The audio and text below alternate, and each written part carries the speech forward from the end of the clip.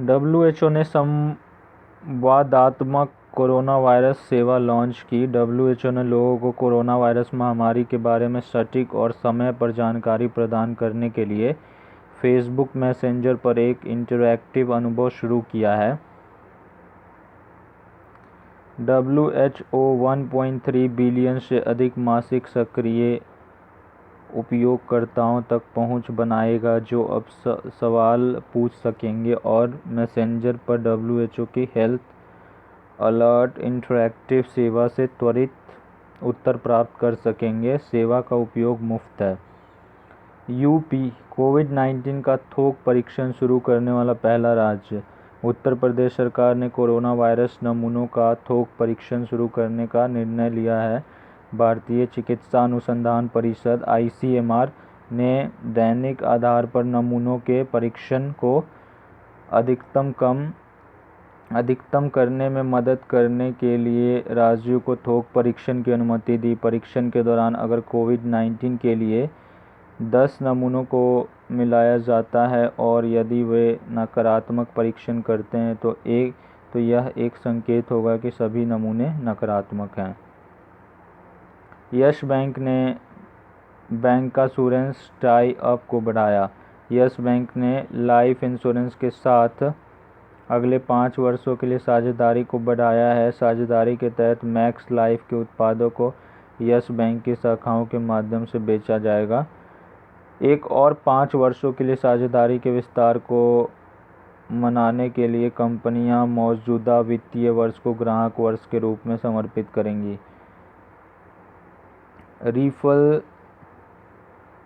रिफत चदीरजी का निधन।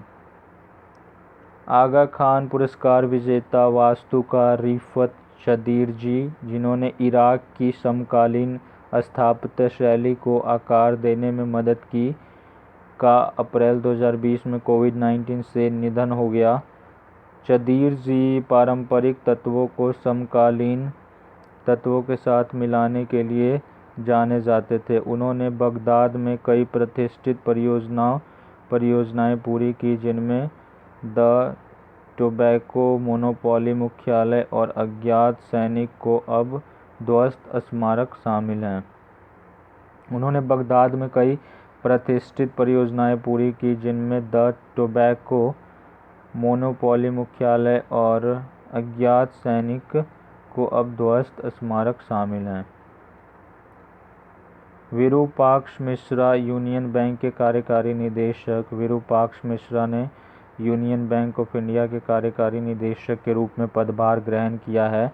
इससे पहले विरूपाक्ष मिश्रा को कॉर्पोरेशन बैंक में कार्यकारी निदेशक के रूप में नियुक्त किया गया था। उन्होंने अपने बैंकिंग करियर की शुरुआत वर्ष 1984 में एक प्रोबेशनरी ऑफिसर के रूप में की थी और उन्हें विभिन्न प्रशासनिक और कार्यात्मक क्षमताओं में 35 से अधिक वर्षों का घना अनुभव है। गूगल पे ने नियर स्पॉट लॉन्च किया। गूगल पे के तहत नियर स्पॉट लॉन्च किया है, जिसके उपयोग से बेंगलुरु में उपयोगकर्ता किराने के सामान की बिक्री करने वाले स्थानीय स्टोर देख सकते हैं जो लॉकडाउन के बीच खुले हैं। नियर स्पॉट को जल्द ही हैदराबाद, चेन्नई, मुंबई, पुणे और दिल्ली में लॉन्च किया जाएगा। कंपनी ने गूगल पे पर कोविड-19 स्पॉट लॉन्च किया है, जो इस विषय पर सभी प्रासंगिक जानकारी एकत्र करता है। झारखंड के अस्पतालों में सीओबीओटी रोबोटिक्स कार्यरत। झारखंड के पश्चिमी सिंहभूम जिले के 2 अस्पतालों में रोबोट भोजन परोसेंगे और कोविड-19 रोगियों को दवा देंगे। यह डॉक्टरों और स्वास्थ्य कार्यकर्ताओं को कोरोना वायरस से संक्रमित होने से बचाने के लिए एक कदम है। जिला उप विकास आयुक्त आदित्य रंजन द्वारा विकसित यह डॉक्टरों और स्वास्थ्य कार्यकर्ताओं को कोरोना वायरस से संक्रमित होने से बचाने के लिए एक कदम है। जिला उप विकास आयुक्त डीडीसी आदित्य रंजन द्वारा विकसित दूरस्थ नियंत्रित कोबॉट रोबोटिक्स मानव हस्तक्षेप के बिना रोगियों को भोजन और दवा प्रदान करेगा। DRDL ने एक कियोस्क कोवसैक विकसित किया। रक्षा अनुसंधान एवं विकास प्रयोगशाला DRDL हैदराबाद ने कोविड नमूना संग्रह कियोस्क कोवसैक विकसित किया है। इकाई को DRDL द्वारा कर्मचारी राज्य बीमा निगम ESIC हैदराबाद के डॉक्टरों के परामर्श से विकसित किया गया है। कोवसैक संदिग्ध संक्रमित रोगियों से कोविड-19 नमूने लेने के लिए स्वास्थ्य कार्यकर्ताओं द्वारा उपयोग के लिए एक कियोस्क है। पूर्व प्रो गोल्फर डग सैंडर्स का निधन।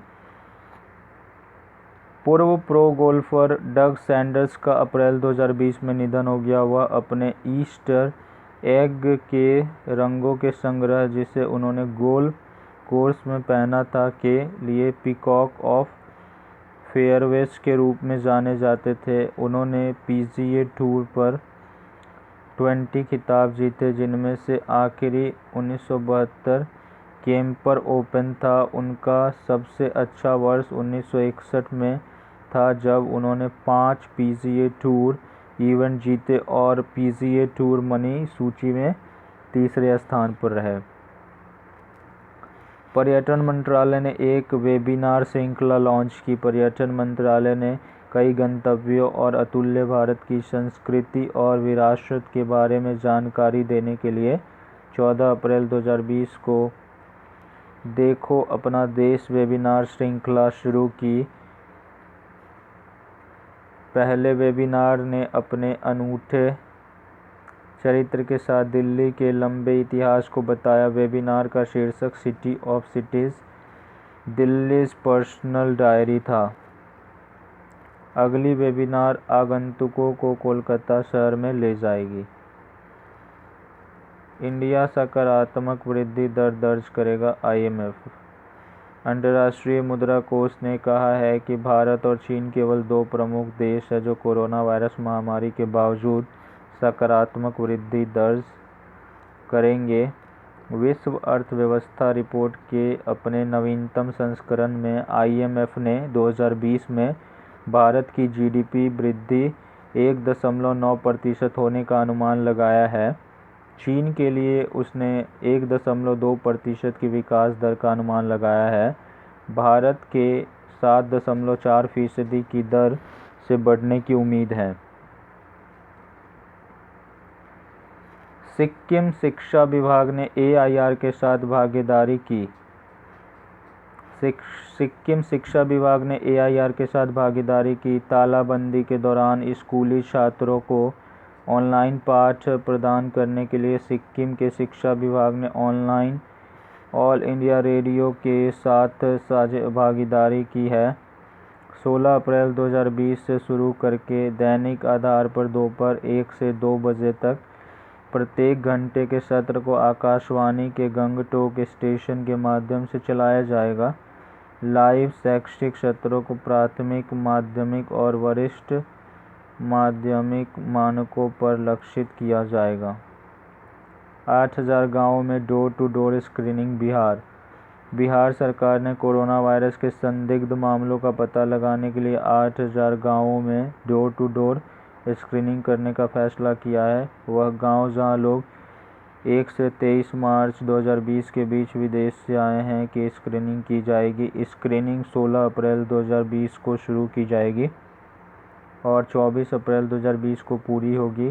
सर्वेक्षण पल्स पोलियो प्रतिरक्षण अभियान की तर्ज पर होगा। मणिपुर में ई-कॉमिक टेक्स्ट बुक लॉन्च किया गया। मणिपुर राज्य शिक्षा स्कूल विभाग ने कक्षा 3 से 5 के लिए गणित, पर्यावरण अध्ययन और अंग्रेजी भाषा के लिए इलेक्ट्रॉनिक प्रारूप कॉमिक पाठ्य पुस्तकें लॉन्च की है। इसका उद्देश्य कोविड-19 महामारी के कारण लॉकडाउन के कारण उत्पन्न होने वाली शैक्षणिक स्थिति के लिए अंतराल को भरना है। अन्य वर्गों के लिए इलेक्ट्रॉनिक प्रारूप की पाठ्य पुस्तकों को जल्द ही उपलब्ध कराया जाएगा। बिहार में औद्योगिक इकाइयों को पुनः शुरू करने की अनुमति। बिहार सरकार ने तालाबंदी के दौरान रोजगार सृजन को बहाल करने के लिए राज्य में 27,000 से अधिक औद्योगिक इकाइयों को फिर से शुरू करने की अनुमति दी है। इकाइयों को इस संबंध में अनुमति पत्र जारी करने के लिए डीएम को अधिकृत किया गया है। खाद्य प्रसंस्करण इकाइयों सहित आवश्यक वस्तुओं की औद्योगिक इकाइयों को जल्द ही शुरू किया जाएगा। हॉकी इंडिया द्वारा राष्ट्रीय स्तर के सभी प्रयास स्थगित।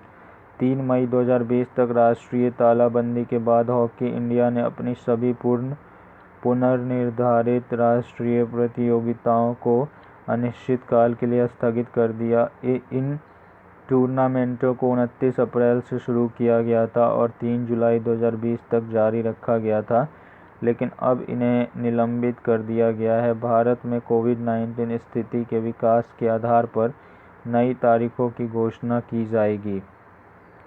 चीन ने 2 टीकों के मानव परीक्षणों को मंजूरी दी। चीन ने कोरोना वायरस या कोविड-19 महामारी से निपटने के लिए 2 टीकों के मानव परीक्षण को मंजूरी दी है। 2 टीकों को Wuhan institute of biological products and Sinovac research and development company limited द्वारा विकसित किया गया है। क्लिनिकल ट्रायल की मंजूरी मिलने वाले दुनिया के ये पहले टीके हैं।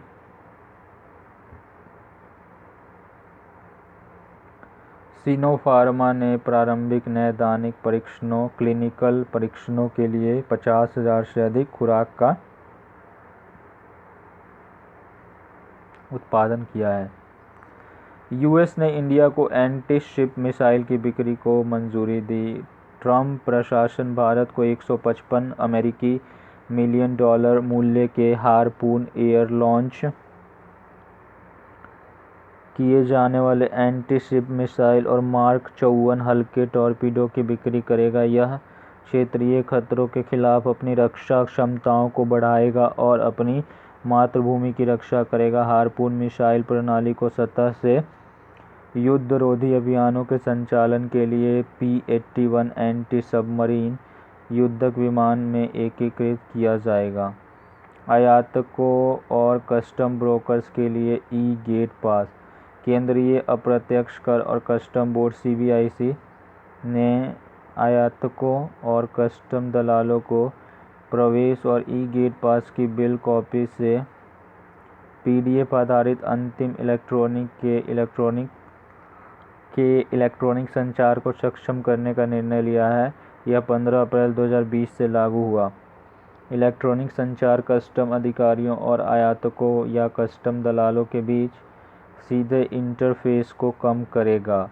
Thank you. Please subscribe the channel, like and share the video with your family and friends. जय हिंद, जय भारत।